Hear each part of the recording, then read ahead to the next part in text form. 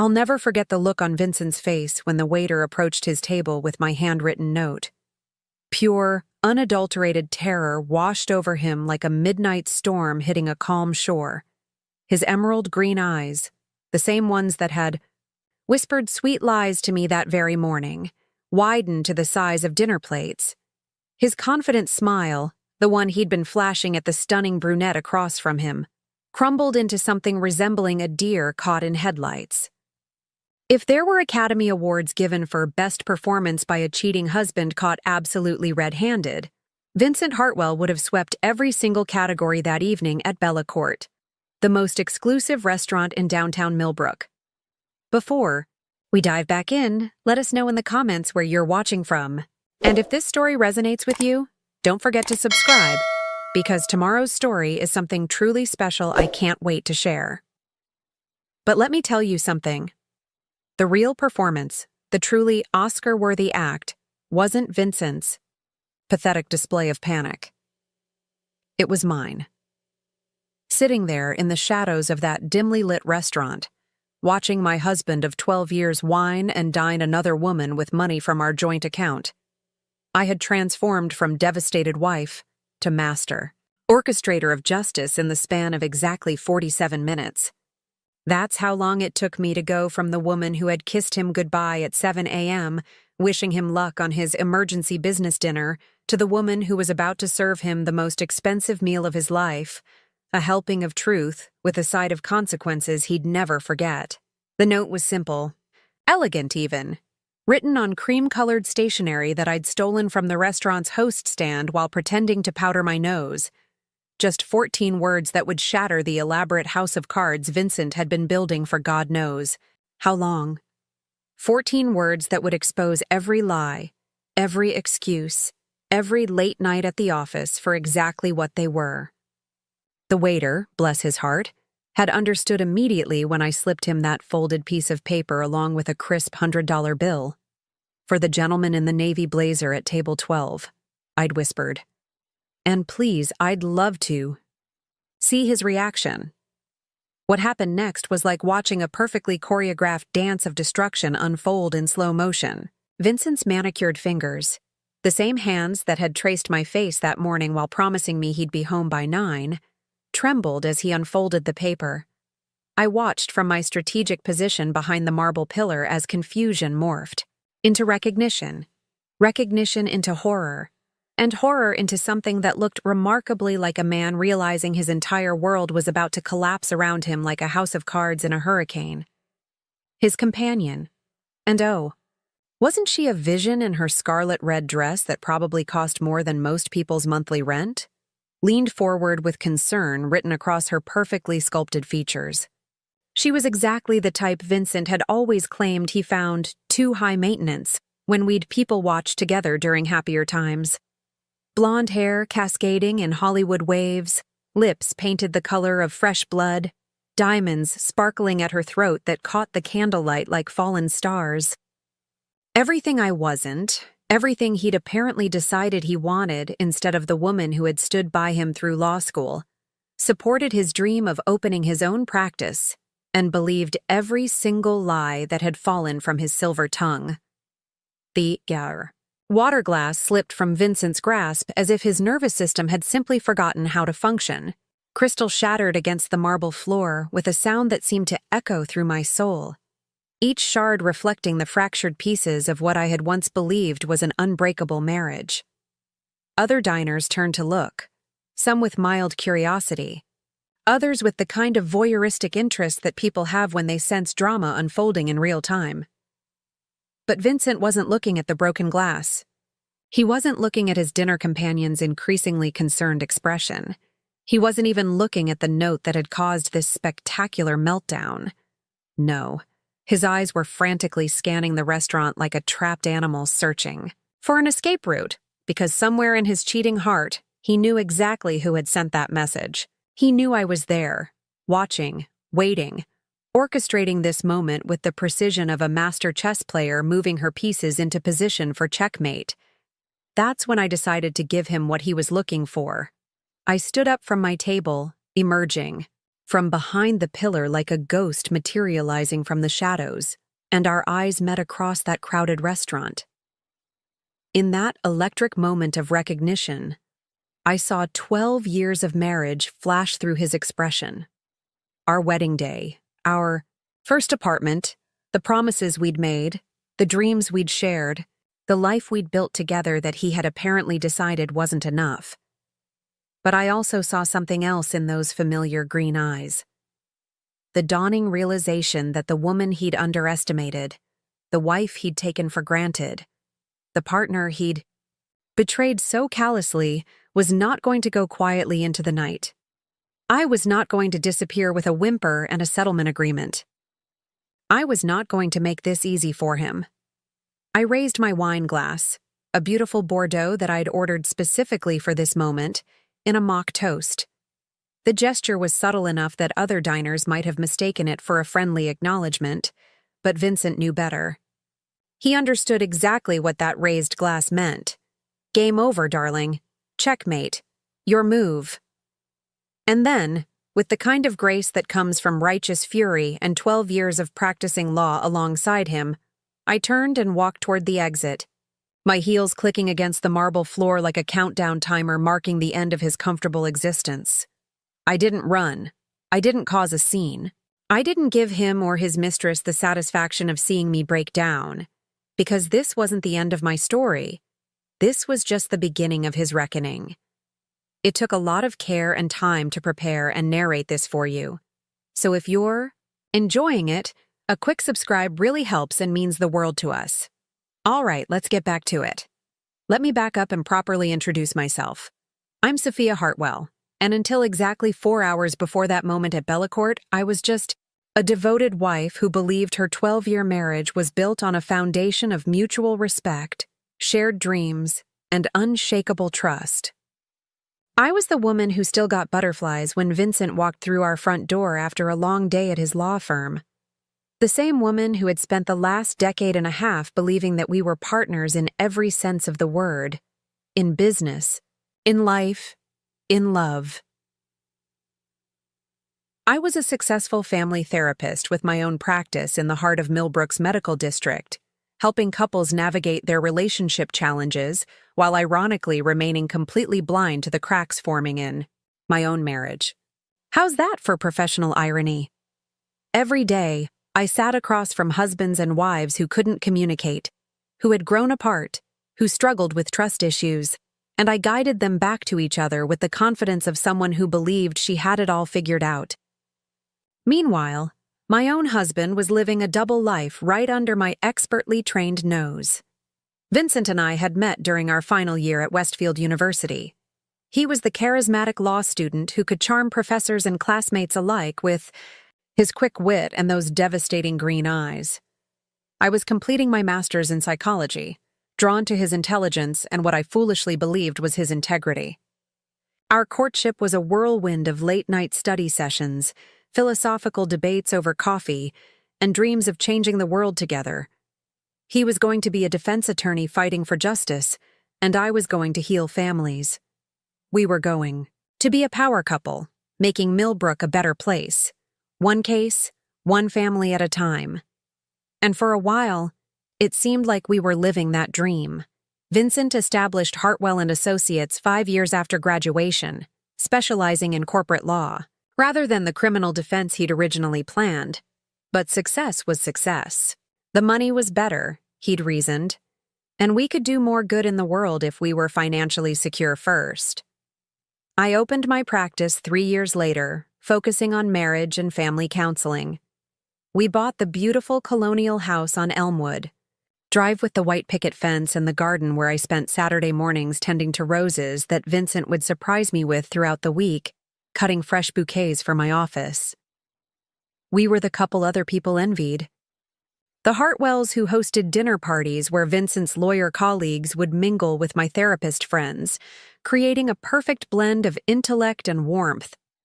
We were the couple who took annual trips to Tuscany, who could finish each other's sentences, who had inside jokes that made us laugh until our sides hurt. At least, that's what I thought we were. I was the wife who never questioned why Vincent started working later and later. In my profession, I understood the demands of building a successful practice. I was supportive when he began traveling more frequently for client development, even when it meant eating dinner alone 3 nights a week. I was understanding when he became distant, attributing it to stress and the pressure of growing his firm. After all, I was busy too, with my own clients depending on me to help them navigate their relationships while mine was apparently crumbling without my notice. Vincent was the husband who still brought me coffee in bed every Sunday morning, who remembered to call my mother on her birthday, who would leave little notes in my briefcase telling me how proud he was of my work. He was the man who held me when I cried after particularly difficult sessions with clients, who listened to me vent about the heartbreak I witnessed daily in my office. He was my best friend, my confidant, my safe harbor in a world that could be cruel and unpredictable. Or, so I believed. Looking back now, I can see the signs that my professional training should have caught. The new cologne that appeared on his dresser. A sophisticated, expensive scent that replaced the familiar woody fragrance I'd been buying him for birthdays and Christmas for years. The way he started keeping his phone face down during dinner, when he used to share funny memes and work stories throughout our meals. The sudden interest in upgrading his wardrobe, trading his comfortable, well-worn suits for designer pieces that made him look like he'd stepped out of a magazine. But I explained it all away with the same patience and understanding I showed my clients. Men sometimes needed to reinvent themselves as they approached their 40s. Success brought new pressures and new opportunities to expand one's horizons. A thriving law practice meant cultivating a more polished image. These weren't red flags. They were natural evolution. At least that's what I told myself. I was the woman who trusted so completely that when Vincent told me he had an emergency client dinner that Tuesday evening, something about a potential merger that required immediate attention, I didn't just believe him. I admired his dedication. I was proud that my husband was the kind of lawyer clients could count on, even if it meant sacrificing our planned quiet evening at home. I had even helped him choose his outfit that morning, straightening his navy blazer and telling him how handsome he looked, how lucky his clients were to have such a dedicated advocate. I kissed him goodbye at exactly 7:03 a.m., reminding him to eat something substantial since he'd probably be stuck in meetings all day and might not have time for lunch. That was the woman I was 4 hours ago, trusting, supportive, completely, and utterly clueless about the elaborate deception that had been unfolding around me for months, maybe years. That woman believed in forever. That woman believed in the sanctity of marriage vows. That woman believed that love and trust were enough to build a life on.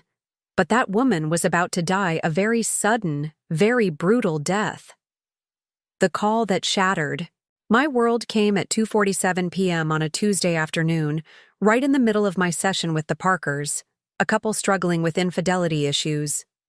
The irony wasn't lost on me later, but in that moment, I was completely focused on helping Margaret Parker work through her feelings of betrayal, while her husband sat across from my office couch, fidgeting with his wedding ring and avoiding eye contact. My phone, which I always kept on silent during sessions, lit up with a text from my college roommate and longtime friend, Rachel Morrison.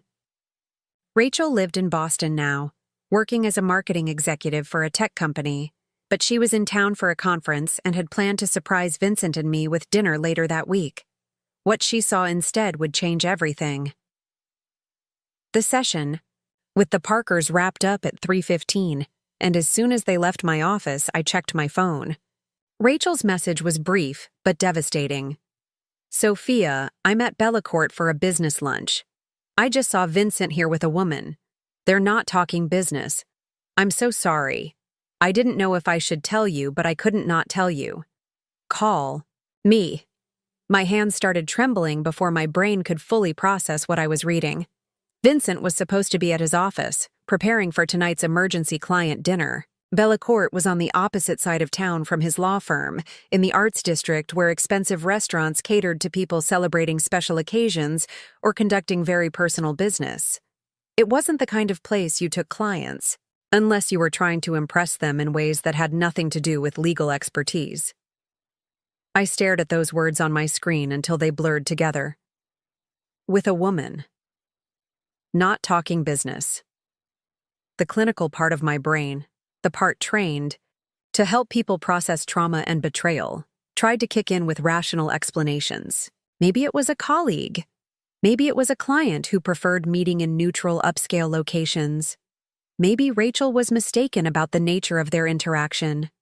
But my heart knew better. My heart was already cataloging all those little changes I'd noticed and dismissed. The new cologne, the updated wardrobe, the way he'd started going to the gym religiously after years of claiming he was too busy, the sudden interest in trying new restaurants around the city, as if he was scouting locations for something. The way he'd been taking phone calls in his car lately, claiming the reception was better outside. I called Rachel immediately, my voice sounding strange and distant even to my own ears. "Are you absolutely certain it was Vincent?" "Honey, I've known your husband for 15 years. It was definitely him." Rachel's voice was gentle but firm. And Sophia, the way they were sitting, the way he was looking at her. This wasn't a business meeting. He was holding her hand across the table. They were sharing dessert. She was wearing this gorgeous emerald necklace that caught the light every time she moved, and he kept reaching over to touch it, to touch her. An emerald necklace. My birthstone. Vincent knew emeralds were my favorite gemstone because my birthday was in May, and he'd given me emerald earrings for our 5th anniversary. The thought that he was now admiring emeralds on another woman's neck felt like a physical blow to my chest. What did she look like? I asked, though I wasn't sure I wanted to know. Tall, blonde, probably early 30s, stunning, in an intimidating sort of way. Designer everything. Her dress looked like it cost more than my monthly rent. She had this confidence about her, like she was used to being the most beautiful woman in any room she entered. The opposite of me in almost every way. I was brunette, average height, and while I took care of myself, I'd never been the type to turn heads when I walked into a room. I was approachable, warm, the kind of woman people felt comfortable confiding in. Apparently, Vincent had decided he wanted something different. Someone who looked like she belonged in magazines rather than sitting across from crying couples in a therapist's office. "How long have they been there?" I managed to ask. "I got here about 30 minutes ago, and they were already well into their meal. From the look of things, they've been here for a while." "Sophia, I hate being the one to tell you this, but they look comfortable together. Like this isn't their first time." The words hit me like a sledgehammer to the chest. This wasn't a moment of weakness, a single lapse in judgment that might be explained away or forgiven. This was an established relationship, complete with intimate gestures and comfortable familiarity. This was Vincent living an entirely separate life that I knew nothing about. I sank into my office chair, staring out the window at the parking lot where Vincent's car wasn't parked because he was supposedly at his office across town, preparing for his business dinner tonight. The business dinner that was apparently happening right now, just not with the kind of business I'd imagined. "Are they still there?" I asked. "Yes, they just ordered coffee. It looks like they're settling in for a while." My mind started racing, with calculations. Bellacourt was a 20-minute drive from my office if I hit traffic right. I could be there before they finished their coffee. I could walk in and confront them both, create the kind of scene that would embarrass Vincent in front of his— what was she? His girlfriend? His mistress? The woman he was apparently planning to spend the evening with while telling me it was business? But something deeper than rage was taking over. Something colder and more calculated. If I stormed in, there now, emotional and unprepared, Vincent would have the advantage. He was a lawyer, trained to think quickly under pressure, skilled at crafting explanations that sounded plausible even when they were complete fabrications. He would find a way to minimize this, to make me feel like I was overreacting, to convince, me that what I was seeing wasn't what I thought it was. No. If I was going to confront my husband's betrayal, I was going to do it on my terms, with the element of surprise firmly in my corner. "Rachel," I said, my voice steadying with newfound resolve, "I need you to do me a favor. Keep watching them, but don't let them see you. Text me when they're getting ready to leave. I'm coming over there, but I'm not going to confront them." "Not yet. What are you planning to do?" I stared at my reflection in my office window, watching as the devastated wife began to transform into something harder, more dangerous. "I'm going to get a front row seat to my husband's lies. And then I'm going to show him exactly what happens when you underestimate the woman you promised to love and honor for the rest of your life." The drive to Bellacourt felt like the longest 20 minutes of my life, but also like preparation for battle. By the time I pulled into the parking lot, I knew exactly what I was going to do. I sat in my car outside Bellacourt for exactly 7 minutes, watching other couples walk hand in hand through the restaurant's elegant glass doors, completely oblivious to the fact that my entire world was crumbling just 20 feet away from their romantic dinners. My hands gripped the steering wheel so tightly that my knuckles had turned white, and I could feel my heart hammering against my ribcage like a caged bird desperate for escape. But I needed proof. Real, undeniable, concrete evidence that would make it impossible for Vincent to manipulate his way out of this with his silver tongue and legal training. Rachel's eyewitness account was devastating, but Vincent was skilled at creating reasonable doubt, at making people question what they thought they'd seen. I'd watched him work his magic in our social circles before, smoothing over awkward situations with charm and carefully crafted explanations that made everyone feel foolish for ever doubting him. I pulled out my phone and called the restaurant, directly putting on my most professional voice, the same tone I used when conducting intake calls for new therapy clients. "Good afternoon. This is Dr. Hartwell's office calling to confirm an appointment. I believe Mr. Vincent Hartwell has a reservation there today?" The hostess was immediately helpful. "Oh yes, Mr. Hartwell. He's one of our regular guests. He's here right now, actually, at his usual table for 2. Would you like me to get him a message?" His usual table. Regular guest. The words hit me like physical blows. This wasn't a one-time indiscretion or a moment of weakness. This was a pattern, a routine, a whole separate life that Vincent had been living while I remained completely oblivious at home, planning our future and believing in our forever. "No message necessary," I managed to say. "I just wanted to confirm he was there. Thank you." I hung up and immediately called Vincent's law firm, asking to speak with him directly. His secretary, Janet, picked up on the second ring with her usual cheerful efficiency. "Hartwell and Associates. This is Janet speaking." "Hi, Janet, it's Sophia. Is Vincent available? I wanted to catch him before his big client dinner tonight." There was a pause that lasted just a fraction too long. "Oh, Mrs. Hartwell, I'm sorry. But Mr. Hartwell left the office around noon today. He said he had an important off-site meeting that would run through the evening. He mentioned he might not be back in the office until tomorrow morning." An off-site meeting. That was Vincent's story to his secretary, just like the emergency client dinner was his story to me. I wondered how many different versions of tonight's events he'd crafted, tailoring each lie to his specific audience. "Did he mention where this meeting was taking place?" I asked, keeping my voice light and curious rather than suspicious. "No, he just said it was confidential client business. You know how he is about maintaining attorney-client privilege." Yes, I knew exactly how he was about maintaining secrets. Apparently, he was better at it than I'd ever imagined. I thanked Janet and hung up, then immediately opened my banking app to check our joint account activity. What I found there made my stomach drop to somewhere around my ankles.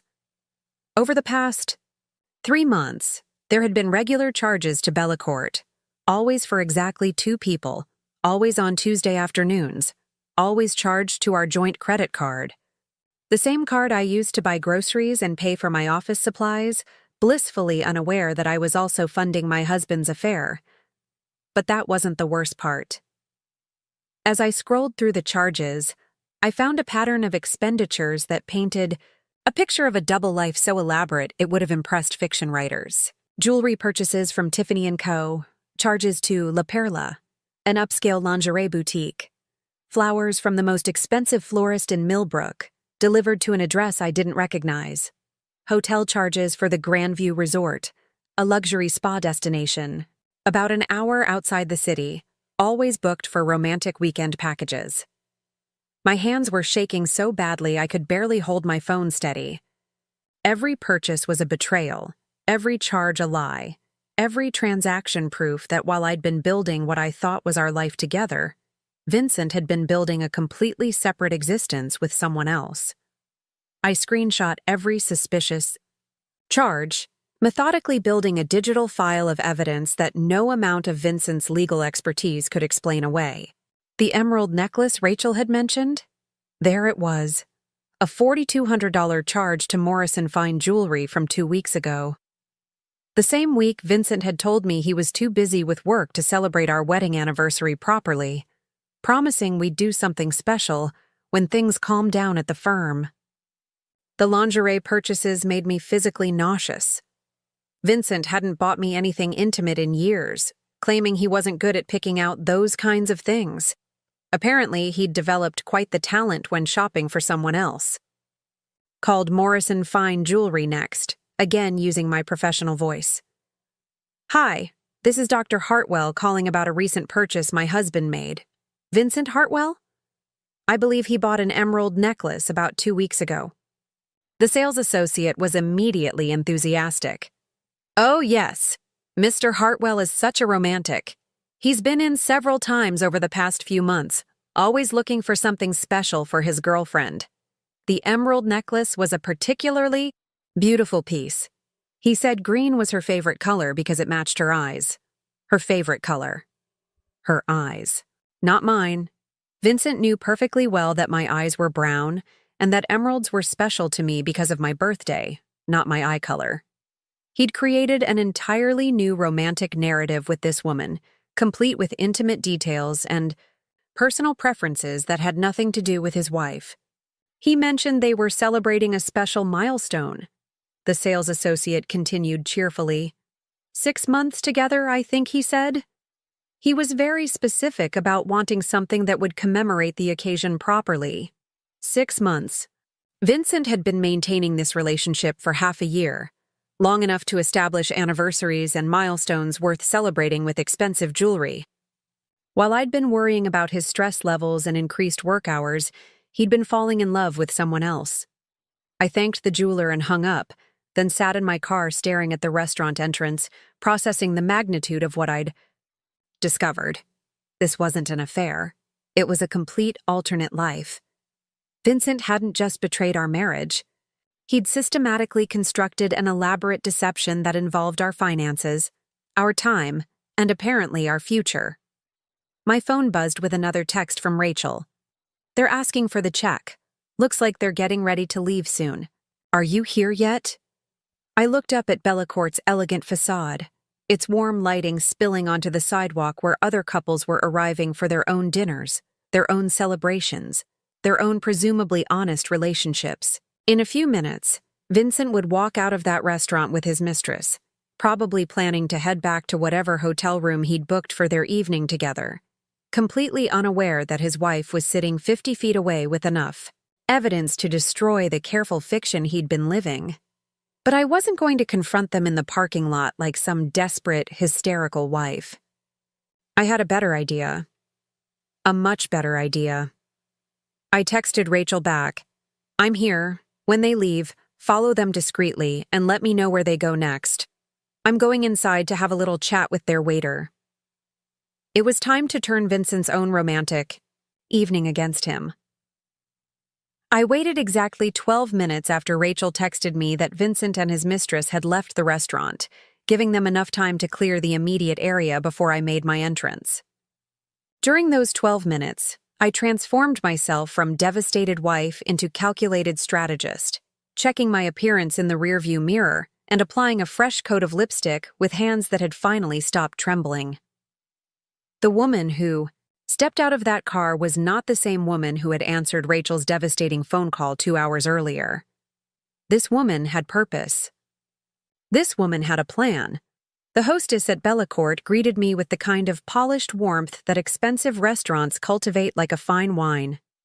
"Good evening. Welcome to Bellacourt. Do you have a reservation?" "Actually, I'm hoping you can help me with something rather delicate," I said, sliding a crisp $50 bill across the mahogany hostess stand. "My husband was just here with a business associate. I was supposed to join them, but I got held up at work." "Vincent Hartwell? I believe they were at his usual table?" Recognition flickered across her face immediately. "Oh yes, Mr. Hartwell. Such a lovely couple. They just left about 15 minutes ago. I'm so sorry you missed them." A lovely couple. The words stung, but I kept my expression neutral. "I don't suppose you could tell me which server was taking care of their table. I'd love to leave a tip for excellent service and perhaps get some insight into how their meeting went." Another 50 joined the first, and the hostess's smile became genuinely helpful. "That would be Marcus. He's been Mr. Hartwell's preferred server for months now. He just finished clearing their table, actually. I'm sure he'd be happy to speak with you." She led me through the restaurant's elegantly appointed dining room, past tables of couples sharing intimate dinners and business associates closing deals over expensive wine. The irony wasn't lost on me that I was walking through a temple to romance and fine dining while planning what might be the most calculated act of revenge of my life. Marcus turned out to be a distinguished man in his early 50s with silver hair and the kind of professional bearing that suggested decades of experience reading people and situations. When the hostess introduced me as Mrs. Hartwell and discreetly withdrew, his expression immediately became more guarded. "Mrs. Hartwell?" he said carefully. I wasn't aware that Mr. Hartwell was married.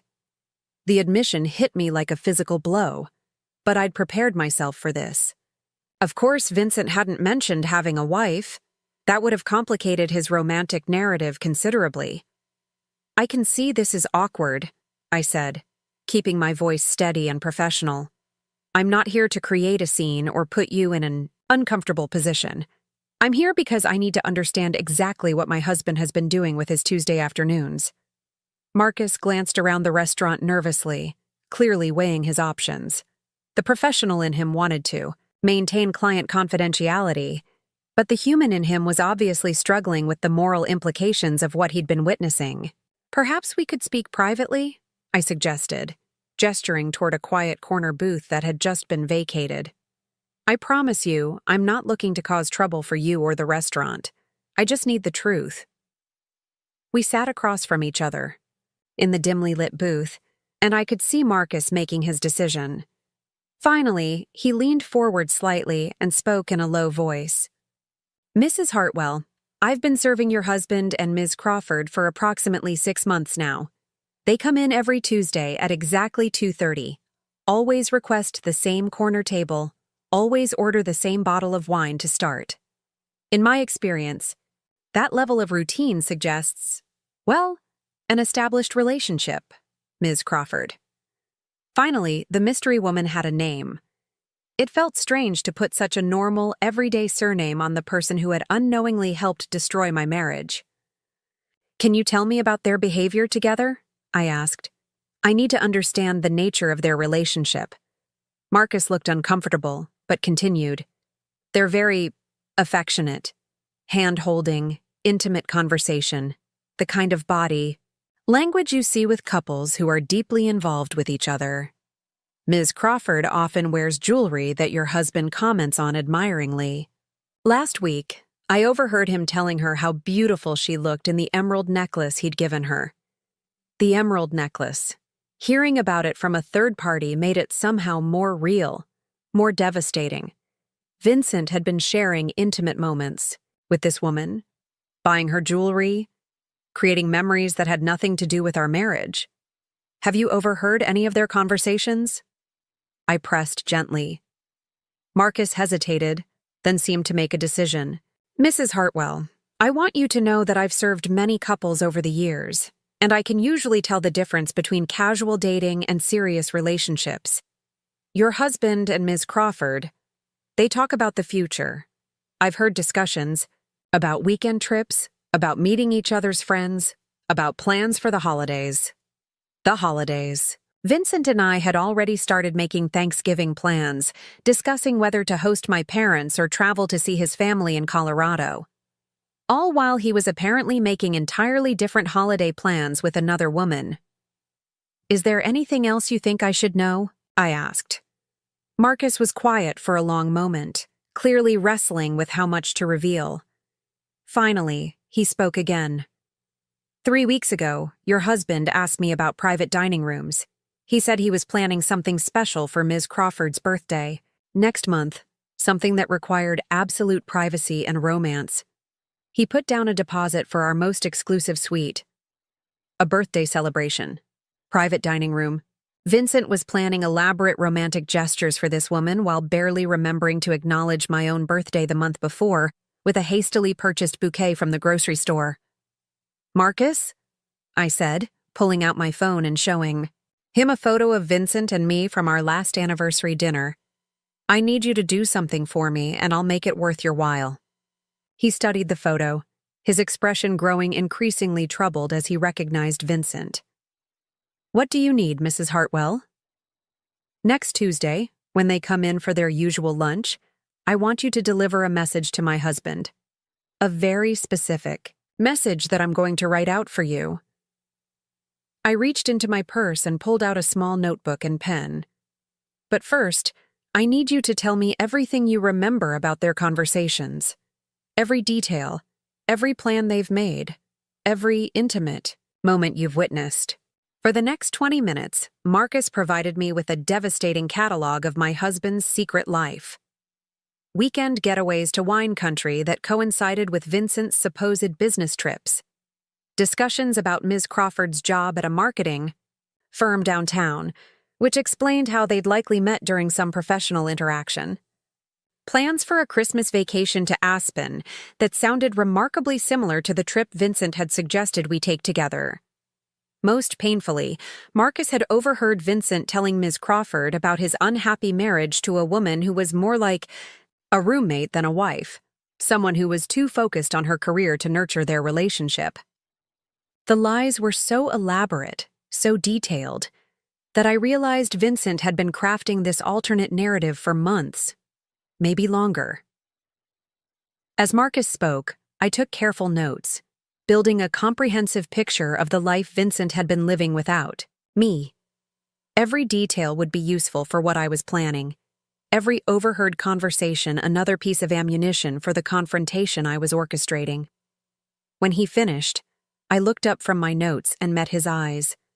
Marcus, I'm going to write something down, and next Tuesday I want you to deliver it to Vincent exactly as you would any other message. Can you do that for me? He nodded slowly. Mrs. Hartwell, for what it's worth, I'm sorry you're going through this. In all my years of service, I've never enjoyed watching someone live a lie. I smiled grimly and began writing, crafting the perfect message. One that would shatter Vincent's comfortable deception in the most public, humiliating way possible. The trap was set. Now I just had to wait for Tuesday to spring it. The following. Tuesday arrived with the kind of crisp autumn clarity that made everything seem sharper, more defined. I had spent the previous 6 days meticulously planning every detail of what I'd come to think of as Vincent's Judgment Day. During those 6 days, I maintained the perfect facade of the unsuspecting wife, continuing our normal routines while secretly documenting every lie that fell from his lips. Monday evening, Vincent had kissed me goodbye before heading to what he claimed was a late strategy session with his partners about an upcoming merger. Don't wait up, sweetheart, he'd said, straightening his tie in our hallway mirror. This could go well past midnight. I'd smiled and told him I understood, even helped him choose a tie that would complement his navy suit. What I didn't tell him was that I'd already confirmed the offices of Hartwell and Associates were completely dark by 8 p.m., and that his strategy session was actually a romantic dinner at Giovanni's, an intimate Italian restaurant across town, followed by a night at the Grandview Resort. I knew this because I'd hired a private investigator. Rebecca Chen came highly recommended by one of my therapy colleagues who'd used her services during her own messy divorce 3 years earlier. Rebecca was thorough, discreet, and surprisingly affordable for someone with her reputation. Over the past week, she'd provided me with a comprehensive dossier on Vincent's relationship with Clarissa Crawford, because yes, I now knew her full name, her employment history, her apartment address, and even her coffee preferences.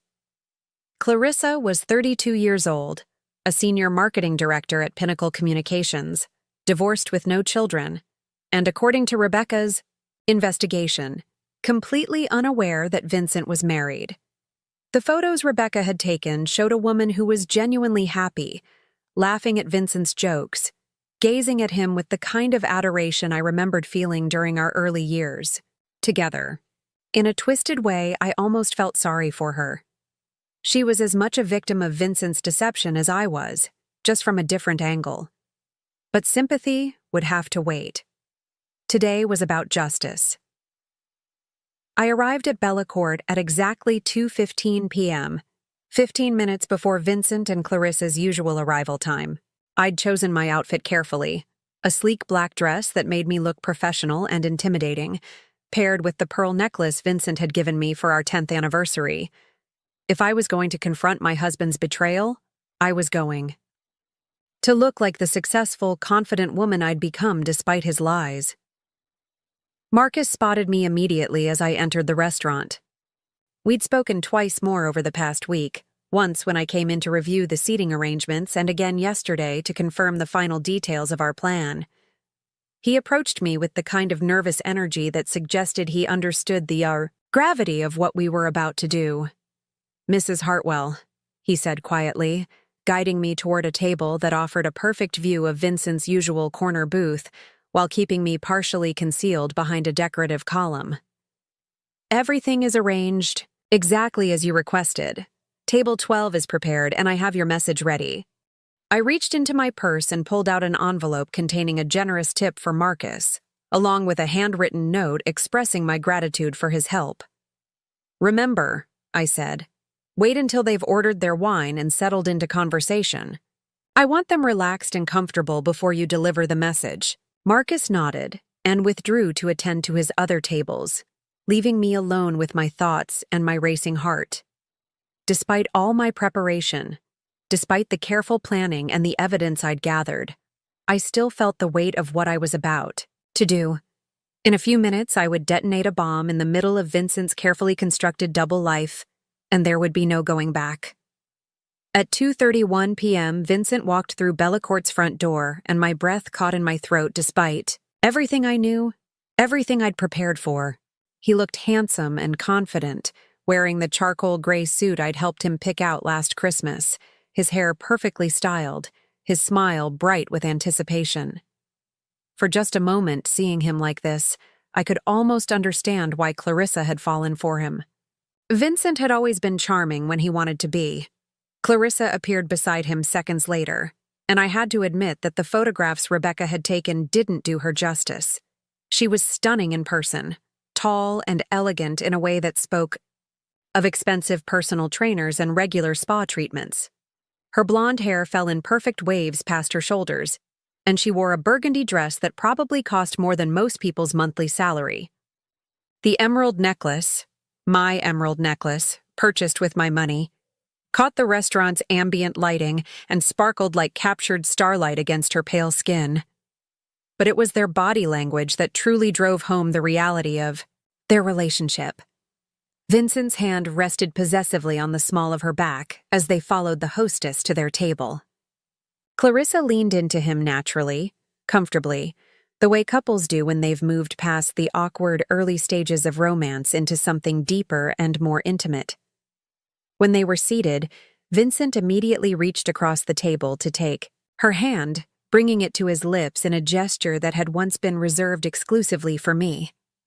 I watched as they settled into their familiar routine, Vincent helping Clarissa with her coat. both of them laughing at some private joke, their heads close together as they perused the wine list. They looked happy. They looked like they belonged together. They looked like everything I'd thought Vincent and I were, but apparently never had been. Marcus approached their table with perfect timing, just as they'd finished ordering their usual bottle of Bordeaux and were relaxing into what they clearly expected to be another romantic lunch. I could see Vincent's face clearly from my vantage point, could observe every nuance of his expression as Marcus leaned down and spoke quietly into his ear. "Excuse me, Mr. Hartwell, but I have a message for you from someone who wanted to make sure you received it today." Vincent looked puzzled but not alarmed as Marcus placed the folded piece of cream-colored stationery beside his wine glass. I'd spent considerable time crafting the message, writing and rewriting until the words carried exactly the impact I wanted them to have. "From someone?" Vincent asked, his brow furrowing with confusion. "Yes, sir. A woman who said you'd know exactly who she was once you read it." Vincent picked up the note with casual curiosity, unfolding it with the same easy confidence he brought to everything in his life. I held my breath as his eyes scanned the words I'd written, watching as his expression shifted from puzzlement to recognition to absolute, paralyzing terror. The message was simple, direct, and devastating. "Hello, darling. I know about Clarissa. The emerald necklace, the Tuesday lunches, the weekend getaways, and the private dining room you've reserved for her birthday. Your wife would like a word. Turn around."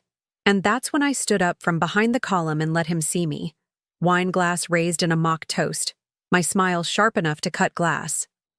The moment Vincent's eyes met mine across that crowded restaurant was electric in the most devastating way possible.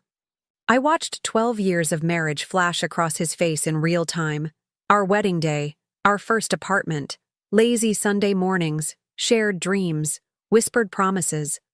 All of it crumbling into dust as the reality of his situation hit him, like a freight train.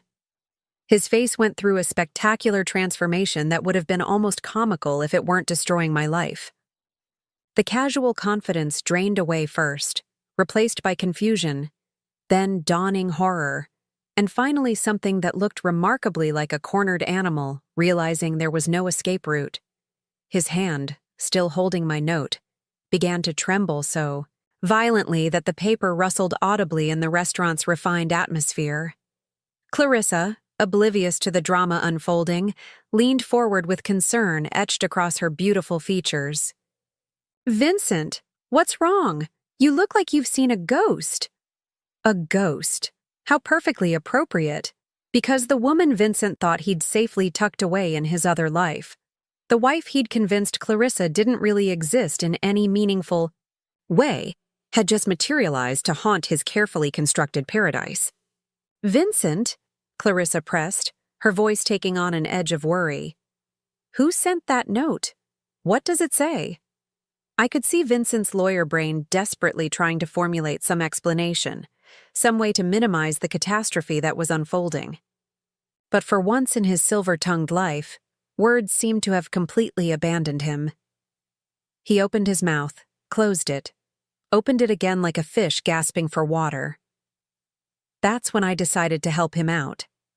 I began walking toward their table, my heels clicking against the marble floor with the steady rhythm of an execution march. Other diners were starting to notice the drama, conversations growing quieter as heads turned to follow my purposeful stride across the restaurant.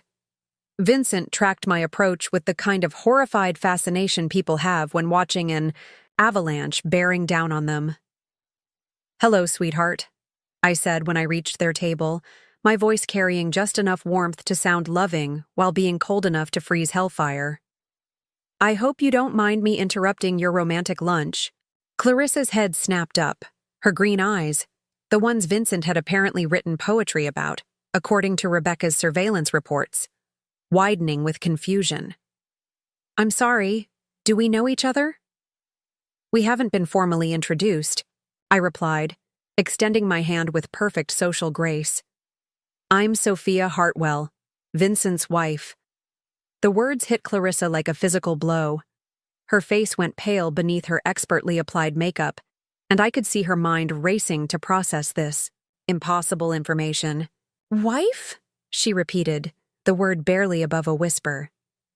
Vincent finally found his voice, though it came out as a strangled croak. "Sophia, what are you doing here? This isn't what it looks like." I laughed then, a sound that was equal parts bitter and genuinely amused. "Really, Vincent, it's not what it looks like. Because from where I'm standing, it looks exactly like my husband having a romantic lunch with his mistress, wearing the tie I helped him choose this morning, at the restaurant where you've been meeting every Tuesday for 6 months." Clarissa's hand flew to her throat, touching the emerald necklace that had become such a symbol of Vincent's betrayal.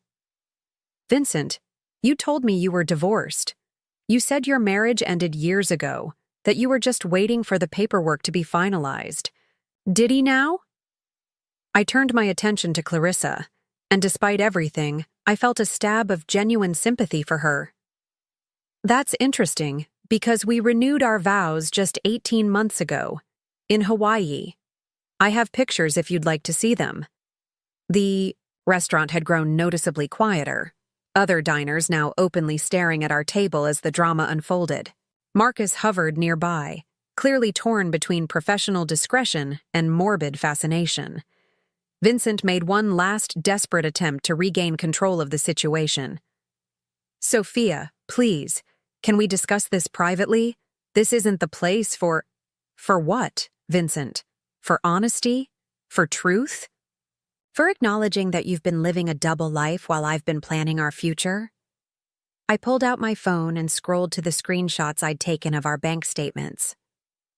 "Should we discuss this privately the way you privately spent $4,000 on her necklace using our joint account?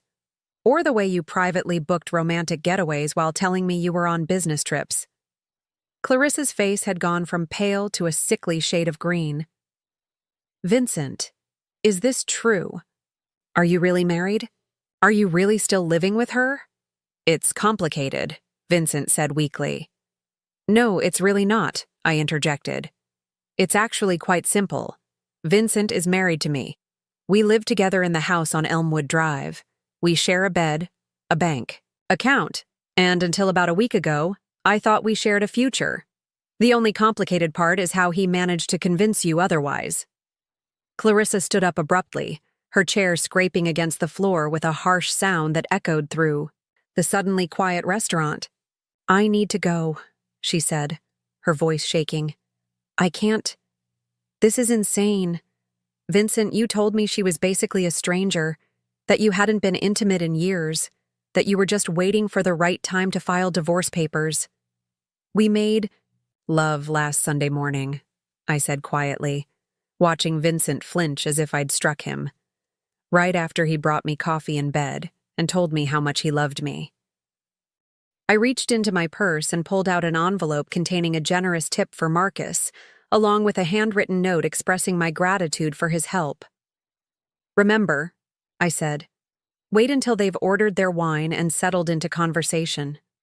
I want them relaxed and comfortable before you deliver the message." Marcus nodded and withdrew to attend to his other tables, leaving me alone with my thoughts and my racing heart. Despite all my preparation, despite the careful planning and the evidence I'd gathered, I still felt the weight of what I was about to do. In a few minutes, I would detonate a bomb in the middle of Vincent's carefully constructed double life, and there would be no going back. At 2:31 p.m., Vincent walked through Bellacourt's front door, and my breath caught in my throat despite everything I knew, everything I'd prepared for. He looked handsome and confident, wearing the charcoal gray suit I'd helped him pick out last Christmas, his hair perfectly styled, his smile bright with anticipation. For just a moment, seeing him like this, I could almost understand why Clarissa had fallen for him. Vincent had always been charming when he wanted to be. Clarissa appeared beside him seconds later, and I had to admit that the photographs Rebecca had taken didn't do her justice.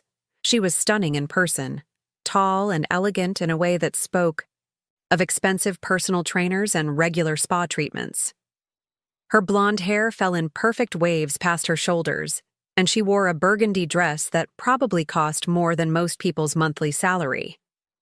The emerald necklace, my emerald necklace, purchased with my money, caught the restaurant's ambient lighting and sparkled like captured starlight against her pale skin. But it was their body language that truly drove home the reality of their relationship. Vincent's hand rested possessively on the small of her back as they followed the hostess to their table. Clarissa leaned into him naturally, comfortably, the way couples do when they've moved past the awkward early stages of romance into something deeper and more intimate. When they were seated, Vincent immediately reached across the table to take her hand, bringing it to his lips in a gesture that had once been reserved exclusively for me. I watched as they settled into their familiar routine, Vincent helping Clarissa with her coat, both of them laughing at some private joke, their heads close together as they perused the wine list. They looked happy. They looked like they belonged together. They looked like everything I'd thought Vincent and I were, but apparently never had been. Marcus approached their table with perfect timing, just as they'd finished ordering their usual bottle of Bordeaux and were relaxing into what they clearly expected to be another romantic lunch. I could see Vincent's face clearly from my vantage point, could observe every nuance of his expression as Marcus leaned down and spoke quietly into his ear. "Excuse me, Mr. Hartwell, but I have a message for you from someone who wanted to make sure you received it today." Vincent looked puzzled but not alarmed as Marcus placed the folded piece of cream-colored stationery beside his wine glass.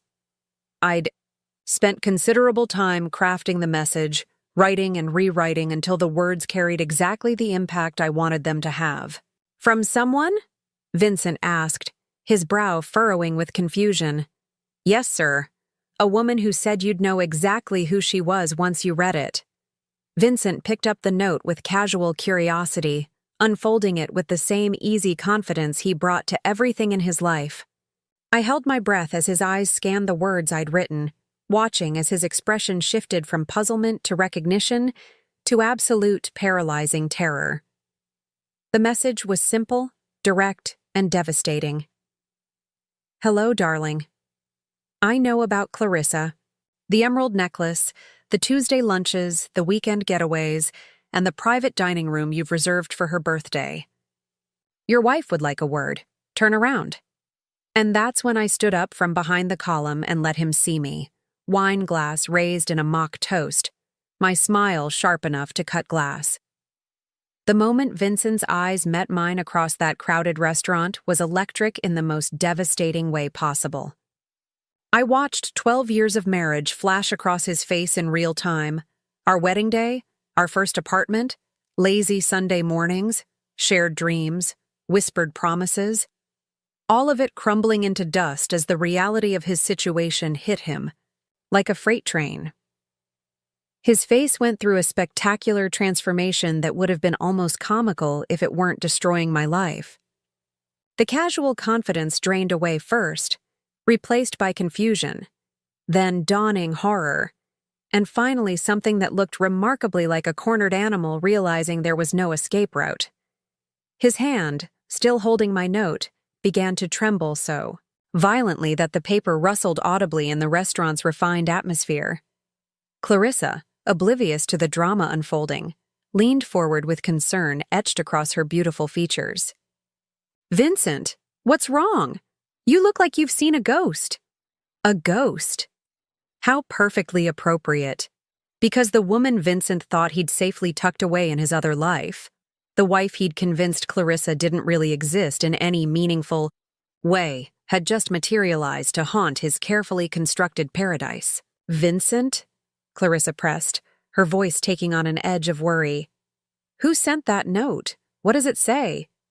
I could see Vincent's lawyer brain desperately trying to formulate some explanation, some way to minimize the catastrophe that was unfolding. But for once in his silver-tongued life, words seemed to have completely abandoned him. He opened his mouth, closed it, opened it again like a fish gasping for water. That's when I decided to help him out. I began walking toward their table, my heels clicking against the marble floor with the steady rhythm of an execution march. Other diners were starting to notice the drama, conversations growing quieter as heads turned to follow my purposeful stride across the restaurant. Vincent tracked my approach with the kind of horrified fascination people have when watching an avalanche bearing down on them. "Hello, sweetheart," I said when I reached their table, my voice carrying just enough warmth to sound loving while being cold enough to freeze hellfire. "I hope you don't mind me interrupting your romantic lunch." Clarissa's head snapped up, her green eyes, the ones Vincent had apparently written poetry about according to Rebecca's surveillance reports, widening with confusion. "I'm sorry. Do we know each other?" "We haven't been formally introduced," I replied, extending my hand with perfect social grace. "I'm Sophia Hartwell, Vincent's wife." The words hit Clarissa like a physical blow. Her face went pale beneath her expertly applied makeup, and I could see her mind racing to process this. "Impossible information? Wife," she repeated, the word barely above a whisper. Vincent finally found his voice, though it came out as a strangled croak. "Sophia, what are you doing here? This isn't what it looks like." I laughed then, a sound that was equal parts bitter and genuinely amused. "Really, Vincent? It's not what it looks like? Because from where I'm standing, it looks exactly like my husband having a romantic lunch with his mistress, wearing the tie I helped him choose this morning at the restaurant where you've been meeting every Tuesday for 6 months. Clarissa's hand flew to her throat, touching the emerald necklace that had become such a symbol of Vincent's betrayal. "Vincent, you told me you were divorced. You said your marriage ended years ago, that you were just waiting for the paperwork to be finalized. Did he now?" I turned my attention to Clarissa, and despite everything, I felt a stab of genuine sympathy for her. "That's interesting because we renewed our vows just 18 months ago. In Hawaii. I have pictures if you'd like to see them." The restaurant had grown noticeably quieter, other diners now openly staring at our table as the drama unfolded. Marcus hovered nearby, clearly torn between professional discretion and morbid fascination. Vincent made one last desperate attempt to regain control of the situation. "Sophia, please, can we discuss this privately? This isn't the place for what, Vincent? For honesty? For truth? For acknowledging that you've been living a double life while I've been planning our future?" I pulled out my phone and scrolled to the screenshots I'd taken of our bank statements. "Should we discuss this privately the way you privately spent $4,000 on her necklace using our joint account? Or the way you privately booked romantic getaways while telling me you were on business trips?" Clarissa's face had gone from pale to a sickly shade of green. "Vincent, is this true? Are you really married? Are you really still living with her?" "It's complicated," Vincent said weakly. "No, it's really not," I interjected. "It's actually quite simple. Vincent is married to me. We live together in the house on Elmwood Drive. We share a bed, a bank account, and until about a week ago I thought we shared a future. The only complicated part is how he managed to convince you otherwise." Clarissa stood up abruptly, her chair scraping against the floor with a harsh sound that echoed through the suddenly quiet restaurant. "I need to go," she said, her voice shaking. "I can't. This is insane. Vincent, you told me she was basically a stranger, that you hadn't been intimate in years, that you were just waiting for the right time to file divorce papers." "We made love last Sunday morning," I said quietly, watching Vincent flinch as if I'd struck him. "Right after he brought me coffee in bed and told me how much he loved me." The devastation on Clarissa's face was almost painful to witness. She grabbed her purse with trembling hands, looking between Vincent and me as if we were both speaking a foreign language. 6 months, she whispered. 6 months of believing I'd found someone honest, someone who loved me enough to build a future with me. "And you're just a liar. You're both married and lying to everyone." She turned to me, tears starting to form in those green eyes Vincent had apparently found so captivating. "And you, how long have you known? How long have you been watching us, planning this?" 1 week, I replied honestly.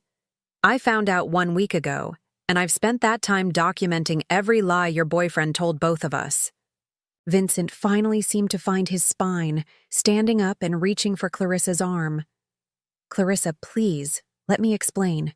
This isn't how I wanted you to find out, but—" She jerked away from his touch as if he'd burned her. "Don't. Just don't. Touch me. Don't speak to me. Don't ever contact me again." She looked around the restaurant, suddenly seeming to realize that every eye in the place was on us. "I have to get out of here." And with that, she fled, practically running toward the exit, leaving Vincent standing there looking like a man who'd just watched his entire world collapse in real time. Which, I suppose, he had.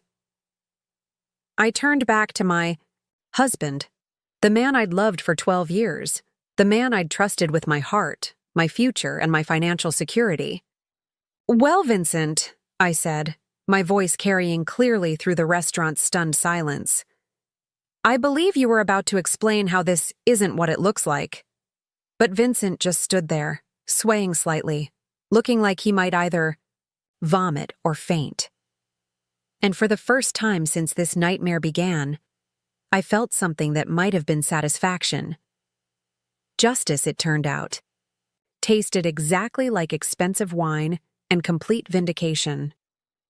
Vincent and I sat in the suffocating silence of our living room at 11:47 p.m. that night, the space between us on the couch feeling like an unbridgeable chasm. He'd barely spoken during the drive home from Bellecourt, his hands gripping the steering wheel with white-knuckled intensity, while I stared out the passenger window, watching our neighborhood pass by in a blur of familiar houses that suddenly felt foreign. The restaurant had cleared out around us after Clarissa's dramatic exit, other diners paying their checks hastily and avoiding eye contact as they filed past our table. Vincent had sat back down heavily, his head in his hands, while I calmly finished my wine and ordered dessert. If I was going to destroy my marriage in public, I was at least going to enjoy the tiramisu. Now, in the lamplight of our home, the home we'd chosen together, decorated together, filled with 12 years of shared memories, Vincent looked like a man who'd aged a decade in a single afternoon. His usually perfect hair was disheveled from running his fingers through it, his expensive suit wrinkled, his confident posture replaced by the slumped shoulders of complete defeat. "Say something," he finally whispered, breaking the silence that had stretched between us like a taut wire ready to snap. I looked at him, really looked at him, studying the face I'd kissed goodbye thousands of times, the hands that had held mine during our wedding ceremony, the mouth that had promised to love and honor me for better or worse. "What would you like me to say, Vincent? That I understand? That it's okay? That we can work through this?" He lifted his head, hope flickering in those green eyes that had once made my heart race. "Can we? Work through this, I mean?" The question hung in the air between us, loaded with 12 years of history and the smoking ruins of everything we'd built together. I stood up and walked to the mantelpiece, running my fingers along the framed photographs that documented our life together. Our wedding day, when we'd both looked so young and certain about our forever. Vacation pictures from Italy, Greece, Colorado, holiday celebrations with both our families, anniversary dinners, birthday parties, a dozen years of moments that I'd thought were precious to both of us. "Tell me about her," I said, not turning around. "Not the lies you told me, not the version you gave your secretary or your friends. Tell me the truth about Clarissa Crawford." Vincent was quiet for so long I thought he might not answer. When he finally spoke, his voice was barely audible. "I met her at a legal conference 8 months ago. She was there representing her firm for a panel on marketing strategies for professional services. She was intelligent, confident, different from me," I finished when he trailed off. "Different from us," he corrected. "Different from what we'd become. Sophia, you have to understand, we'd been growing apart for years. We were like roommates sharing space, going through the motions of marriage without any real connection. I turned around then, studying his face. Is that really what you believed? That we were just roommates? Weren't we? He leaned forward, his voice taking on the persuasive tone I'd heard him use in court. When was the last time we had a real conversation that wasn't about schedules or bills or work? When was the last time you looked at me the way you used to? When was the last time we made love because we wanted each other, not just because it was expected? His words stung because there was a kernel of truth buried in them. We had fallen into routines, patterns of behavior that felt safe and comfortable, but perhaps lacked the passion of our early years. But that was marriage, wasn't it? The evolution from burning intensity to steady warmth, from desperate need to comfortable companionship. So you decided to find that passion somewhere else, I said. Instead of talking to me, instead of suggesting counseling, instead of working on us, you chose to betray everything we'd built together. It wasn't supposed to happen, he said, his voice breaking. It just evolved. One conversation led to another, then coffee, then dinner. By the time I realized what was happening, I was already in too deep. 8 months, Vincent. 6 months of regular Tuesday lunches, hotel rooms, jewelry, love letters. This wasn't a moment of weakness or a mistake. This was a relationship. You were building a life with her while lying to me every single day. He stood up and began pacing, the nervous energy that had served him well in courtrooms now making him look like a caged animal.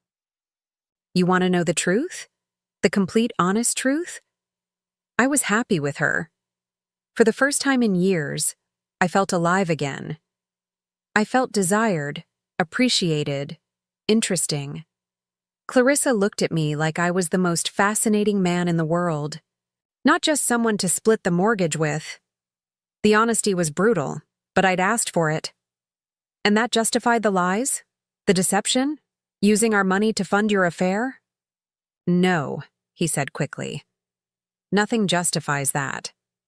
But Sophia, we both know our marriage has been dying for years.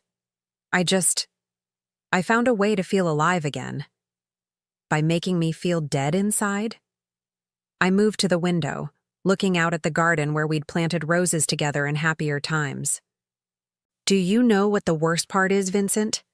It's not the sex, though that hurts. It's not even the money, though that's a betrayal all its own. It's that you rewrote our entire history to justify your actions. You told her I was cold, career-obsessed, that our marriage was over in everything but name. You created a version of me that was the villain in your love story. I never meant to hurt you, he said, the words sounding hollow even to his own ears. But you did hurt me. Systematically, deliberately, every single day for 8 months. Every lie you told me, every lie you told her, every dollar you spent on someone else, every moment you chose her over me. It all hurt me. The only difference is that I didn't know I was bleeding. Vincent sank back onto the couch, his head in his hands again. What do you want me to do? I'll end it completely. I'll quit my job if necessary to avoid seeing her. I'll do anything to save our marriage. It's too late for that, I said quietly, surprising myself with how calm I sounded. You already ended our marriage, Vincent. You ended it the first time you kissed her, the first time you told her you loved her, the first time you planned a future that didn't include me.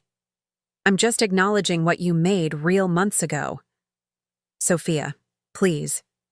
We can go to counseling. We can take a trip, rebuild what we had. I love you. I've always loved you. I turned to face him. This man who had been my partner, my best friend, my safe harbor for 12 years. Do you know what I realized today, watching you with her? You looked happier in that restaurant than I've seen you in our own home in years. And maybe that's the real truth we both need to face. He stared at me, tears starting to form in his eyes. Are you saying you want a divorce? I'm saying that our marriage died somewhere along the way, and neither of us had the courage to acknowledge it until you found someone else to make you feel alive. Maybe Clarissa was just the symptom, not the disease. The words hung between us like a death sentence, final and irrevocable. In the distance, I could hear our grandfather clock chiming midnight, marking the end of the longest day of my life and the beginning of whatever came next. "I'm going to stay in the guest room tonight," Vincent said finally. "Tomorrow, we should probably call lawyers." I nodded, too emotionally exhausted to feel anything but a strange sense of relief. "Vincent, for what it's worth, I hope you find whatever it is you're looking for. I just wish you'd been honest enough to look for it without destroying me in the process." He paused at the doorway, looking back at me one last time. "I'm sorry, Sophia, for all of it. You deserved so much better." As his footsteps faded down the hallway, I sank into my chair and finally let the tears come. Not just for the marriage that was ending, but for the woman I'd been when it began, and for the uncertain but strangely hopeful woman I was about to become. 18 months later, I stood on the balcony of my new apartment overlooking Riverside Park, watching the early morning joggers trace their familiar paths along the waterfront while steam rose from my coffee cup in lazy spirals. The space was smaller than the house on Elmwood Drive, but it was entirely mine. Every piece of furniture chosen by me, every photograph on the walls reflecting my taste alone, every decision made without consultation or compromise. The divorce had been finalized 8 months ago, quicker than most because Vincent hadn't contested anything. Guilt, it turned out, was an excellent motivator for reasonable settlements. He'd kept the house, I'd kept my practice and half our assets, and we'd both kept our dignity intact through a process that could have turned ugly, but remained surprisingly civil. My phone buzzed with a text from my assistant. "Mrs. Chen is here for her 9 a.m. appointment. Should I start the coffee?" Rebecca Chen, my former private investigator turned close friend, had become one of my first clients when I'd expanded my practice to include relationship counseling for women recovering from infidelity and betrayal. Her own story of discovering her ex-husband's gambling addiction and secret debts had given her insights into deception that complemented my professional training perfectly. We'd developed a unique therapeutic approach that combined traditional counseling with practical investigation techniques, helping women uncover the truth about their relationships before making life-changing decisions. The irony wasn't lost on me that Vincent's betrayal had ultimately led to the most fulfilling period of my professional life. Word had spread through Millbrook's professional networks about the therapist who'd caught her cheating husband in spectacular fashion, and my client roster had exploded with women seeking guidance on everything from suspicious behavior to divorce proceedings. I'd become something of a specialist in the psychology of deception, publishing articles in professional journals and speaking at conferences about the intersection of therapeutic practice and investigative reality. My personal life had taken longer to rebuild, but even that was finally beginning to flourish. David Morrison, no relation to the jewelry store that had unknowingly provided evidence of Vincent's affairs, was a literature professor at Millbrook College who'd approached me after one of my lectures on trust and rebuilding relationships. Our first coffee had turned into dinner. Dinner had turned into weekend conversations that stretched late into the night. And slowly, carefully, I'd begun to remember what it felt like to be genuinely cherished rather than simply taken for granted. David knew my entire story, had listened to every detail of Vincent's betrayal without judgment or advice, simply accepting my experience as part of what had shaped me into the woman he'd fallen in love with. He understood my need for transparency, my occasional moments of doubt, my requirement that we build something based on complete honesty rather than comfortable assumptions. Most importantly, he made me laugh. Deep, genuine laughter that I'd forgotten I was capable of experiencing. The morning news was playing softly in the background as I prepared for my day, and a familiar name caught my attention. I turned up the volume to hear the anchor discussing a legal scandal that had erupted at one of Millbrook's most prestigious law firms. Vincent Hartwell, former senior partner at Hartwell & Associates, has agreed to a plea deal in the federal investigation into securities fraud and client fund misappropriation. Sources close to the investigation suggest Hartwell used confidential client information to make unauthorized investments, resulting in losses exceeding $2 million. His law license has been permanently revoked, and he faces up to 5 years in federal prison. I sat down heavily, my coffee forgotten as the reporter continued detailing charges that painted a picture of financial crimes far more extensive than simple marital infidelity. According to the news report, Vincent had been systematically stealing from client accounts for years, using the money to fund not just his relationship with Clarissa, but a lifestyle of gambling and high-risk investments that had eventually collapsed under scrutiny. My phone rang immediately. David, who knew I'd want to talk through whatever emotions this news might bring up. "Are you okay?" he asked without preamble. "I'm shocked," I admitted. I knew he was capable of lying to me, but stealing from clients? That's a level of deception I never imagined. People who lie to the people they love often find it easier to lie to everyone else, David said gently. The boundaries between acceptable and unacceptable behavior get blurred when you're already living a double life.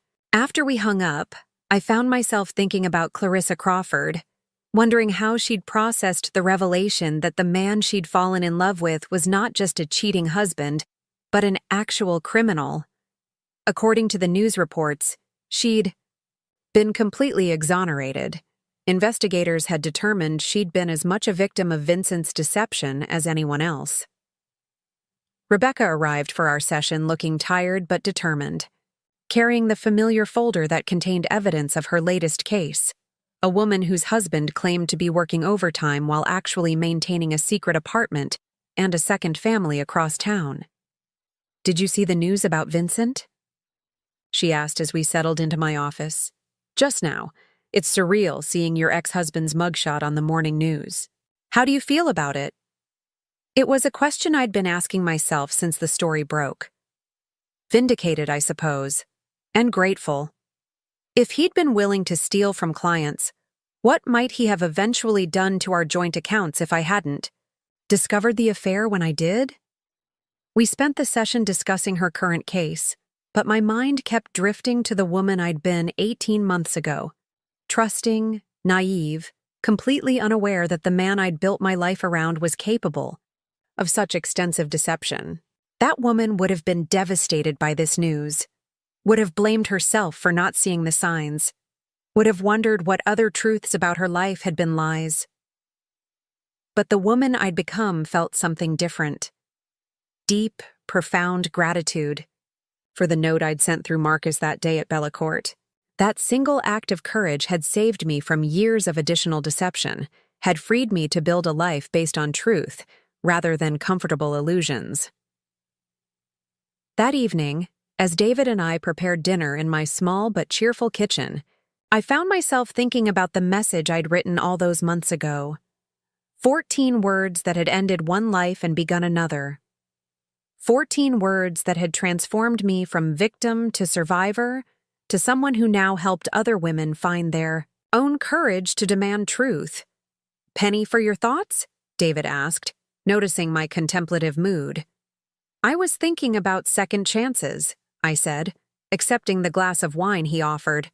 "How sometimes the worst thing that happens to you turns out to be the thing that saves your life."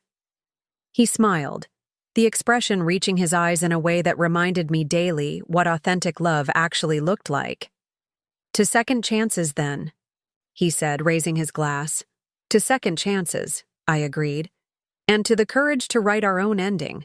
Outside, the sun was setting over Riverside Park, painting the sky in shades of gold and crimson. Somewhere across town, Vincent was probably preparing for a very different kind of future than any of us had imagined. But here, in this moment, surrounded by honest love and hard-won wisdom, I had never felt more grateful for the note that had changed everything. Sometimes the most powerful thing you can do is simply tell the truth, even when, especially when, it shatters the comfortable lies you've been living with, and sometimes, if you're very lucky, What grows from those shattered pieces turns out to be more beautiful than anything you could have imagined. Coming up next, you'll see 2 more stories we handpicked just for you. If this one struck a chord, you're going to love what's next. Tap to keep the journey going.